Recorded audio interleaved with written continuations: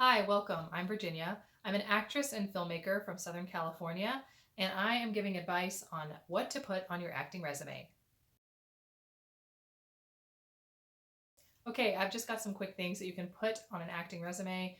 A lot of people, especially if they don't have any experience, are always very worried about what they should put on it. And the first thing they say, I see it all over like internet forums and everything, is like, what do I put on it? I've never done anything. I have nothing to put on there, okay? So don't worry, you won't just have a resume that has your name and a blank sheet of paper. Pretty much anyone can make an acting resume, I promise. And as you build it, then you can obviously add more stuff and drop some things off that you don't want. So, first and foremost, obviously, your name. And if you were going to be using a stage name, you can use a stage name. Definitely doesn't have to match any legal documents or anything like that.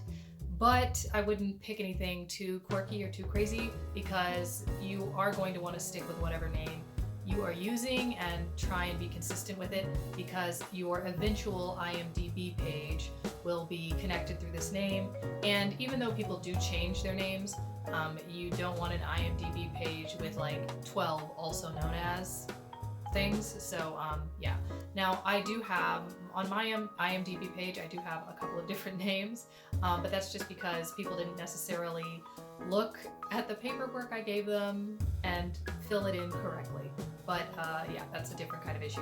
So first you will put your name on there, and formatting, just look at Google and see which formatting you like best for an actor's resume, not a regular resume, an actor's resume, not like a professional resume because it should be more, not like very creative, it still needs to be legible, but it's not necessarily like hard bullet points and talking about, like engineering or something.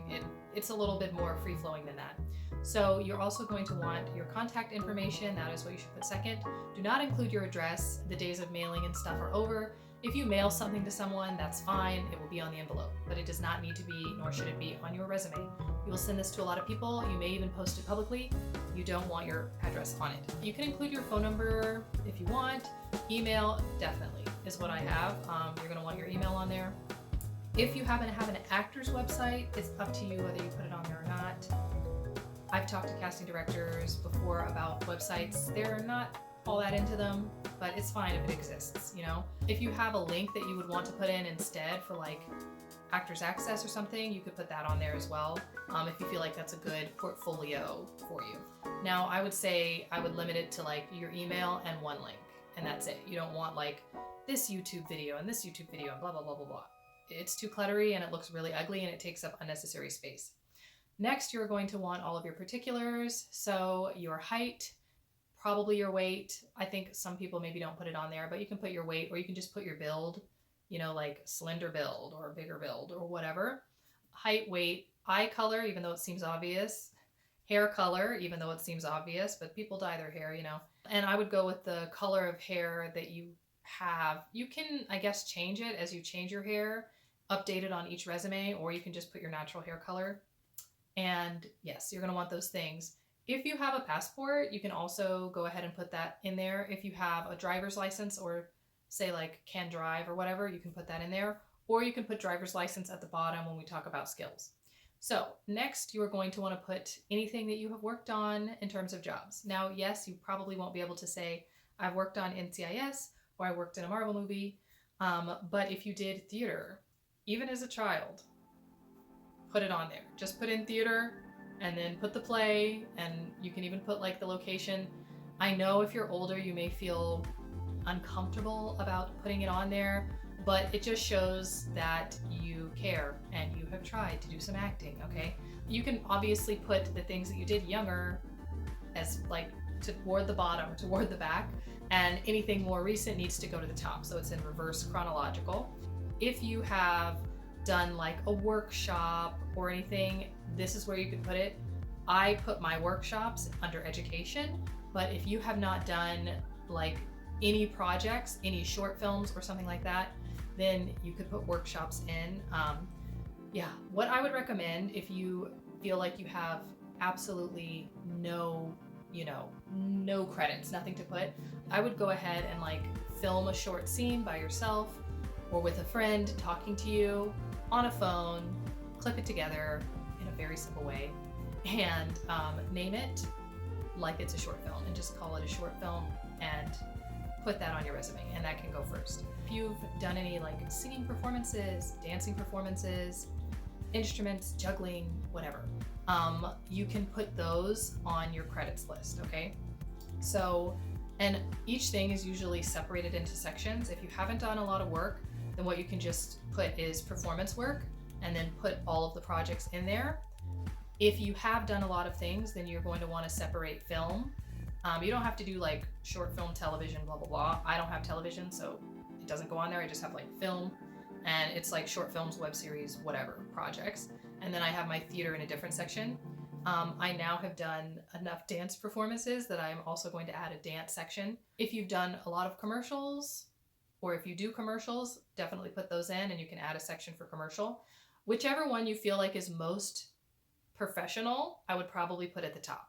So like if you've done a lot of commercials but not a lot of short films, I would put commercial at the top, and then film, and then theater. If you've been in like a big play or a lot of plays, maybe put theater at the top, and then, so each section is like that. Under that, you can put your skills. So this is a fun one, but a hard one, because it's like, what am I good at? And of course, at least for me, my first answer is always like, nothing. I'm not good at anything. I don't know. But there are many things that you can put under skills. I recently started singing again, so I've put singing on there. I never took it off, even though I probably should have, because it was not great for a while. But I've got singing, and then you're going to want to put your range. So like I'm an alto. If you're a bass, a soprano, you want to put the category. You can also put your language, your spoken language, and if you have other languages that you are comfortable in, and if someone hands you a script in them, you can probably muddle through or perform it, then you're going to want to put those on there as well. If you have something where you're like moderate, I have a language where I'm moderate, I put that on there anyway, and I put like conversational next to it. If you have some language where like with me in French, I can only order food. That's it. And my accent's very bad. I don't put that one on there. You want to be able to do it quickly. As for other skills, you can also put dance, specify which dance. Are you doing ballet? Are you doing tango? If you have martial arts, you can put that. Like I said, juggling, if you can do backflips, handstands, literally anything. Flame throwing, I don't know. Like precision driving, which you can't just say like driving other than, like I said, regular license, like driver's license. But if you have precision driving, then you can do things like that. There are also other skills which are a little random, but will help you in the commercial world. So like if you do painting, or if you do photography, those like camera work, I put camera work sometimes on there. Those are also options. Yoga obviously is like a good option. Swimming, and then list your like skills in swimming, general or like breaststroke, professional diving, whatever.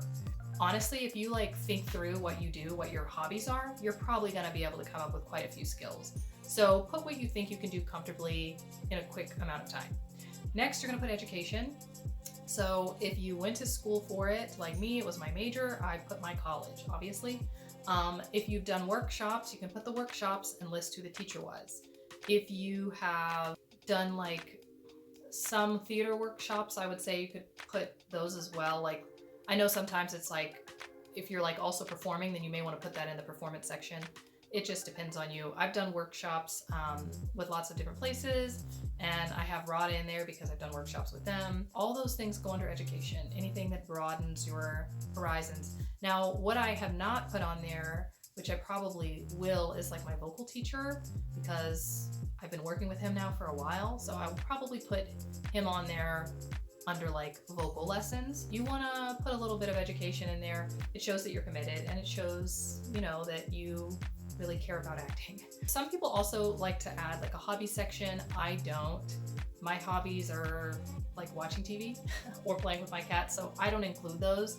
And my hobbies are also like dance, which is under my skills. So yeah, but if you want to include a hobby section, you can. Like I said, you can go ahead and put valid driver's license on the bottom or something like that. And you could also put has a passport on the bottom if you want. You don't have to, but you can put that one on the bottom if you don't want it up at the top. And then on the next page, this all should have been one page, by the way. Sorry. I know you gotta like squish it in there if you have more stuff, but it all needs to be on one page. In the past, it would be resume on one side, headshot on the other. Now it'll be 2 pages in like a Word document or a PDF, not a Word document, send it as a PDF. But you still want it, so if they wanted to print it, they could print it double-sided and have one on one side and one on the other. The headshot you pick is up to you. Okay, I have more on headshots in a different video and how you can get headshots and how you can take your own headshots, because if you're just getting started, like, you just need a photo, honestly. A good one, but you know, a photo. And then under my headshot takes up the majority of the page. Like, I know it's like now it's an 8.5 by 11. In the past it was 8 by 10. Now it's 8.5 by 11, you know, because we're all gonna print it on regular paper. And I just have my name at the bottom, like not too big, very like small, not taking up a lot of the page, but just so my name is on there. That way if my headshot like ends up somewhere, people know my name, not just, you know, my face. So that is what you want to have. That is how a resume is laid out. If you want and you have another headshot that you want to use, that is, I would say, in the same world, genre, but not necessarily exactly the same as the other one, then you can make it really small and put it at the top of your resume page so that on each side there's a photo of you. I have my more like plain commercial headshot on my like resume in the corner, and I've got my name usually up in like the header. I'm sorry, there are a lot of hand gestures going. I've got my name usually up in the header with my email, and then under it is where I would put the little picture, and it's across from my size, you know. Now I'm not saying also you don't have to add like chest, bust, shoe size, all that stuff. Like they'll ask for that. They just want like basic sizes. So anyway, I have my photo there, and then I have my glamour shot is like my bigger headshot photo. So that is how an acting resume should be laid out. You can look online. You can look at like famous people's old resumes and format it basically how they did it. It will change based on how you want to format it, and just make sure that you use a font that's clear and legible. You don't want the font to be too small. They still need to be able to read it. If you want, you can play around with the font you use for your name within reason.